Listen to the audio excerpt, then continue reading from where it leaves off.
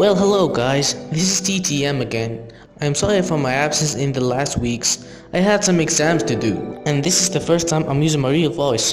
So if you like it, please leave your opinion down in the comments. This video will be on the QNCT, which is a 6-core 12-threaded chip from Intel with a 2.4 GHz base and a 3.6 GHz boost. Let me begin with saying that Shandiangji store was kind enough to send us this sample for review, but I promise you it won't change any of my opinion about the CPU. All that matters is you guys. So can you please be generous and leave a like, a share and subscribe to the channel to appreciate the hard work that we are doing. And let's kick things off after the intro.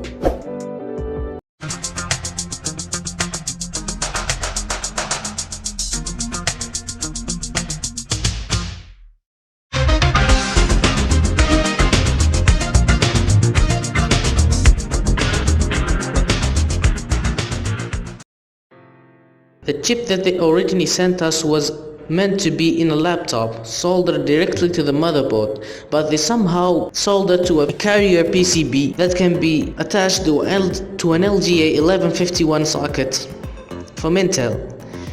The CPU can fit in the 100, 200 and 300 series motherboard, but the support varies by the motherboard maker. Please visit the store for more information about compatibility. This chip has pros and cons, so let's start with the pros. The first thing is the price is $70, which is great for a 6-core 12-threaded chip built on the Coffee Lake architecture and the very aging 14nm process.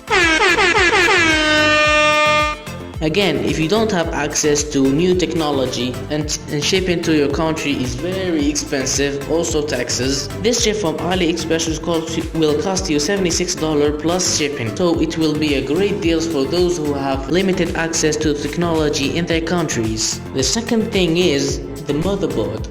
You can easily pair this with an H110 or a Z170 motherboard and get a decent performance and a decent overclock out of it, which means that the combo of the CPU and the motherboard will cost us around $120, which is a very decent combo. In other words, this chip has a great price to performance ratio. Another benefit is cooling.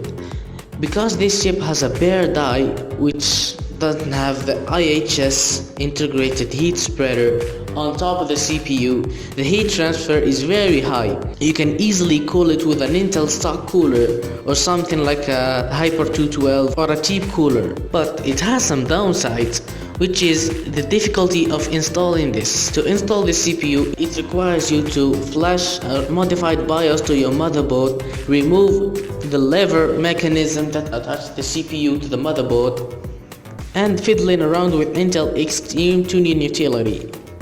So to get this combo to work, you need to have some knowledge about CPUs, which I know not all people have. So for beginners who want to build their gaming PC alone, I don't recommend them to start here.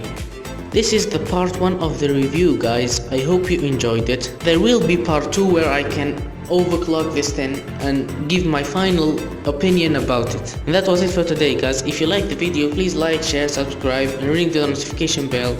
And see y'all in another video.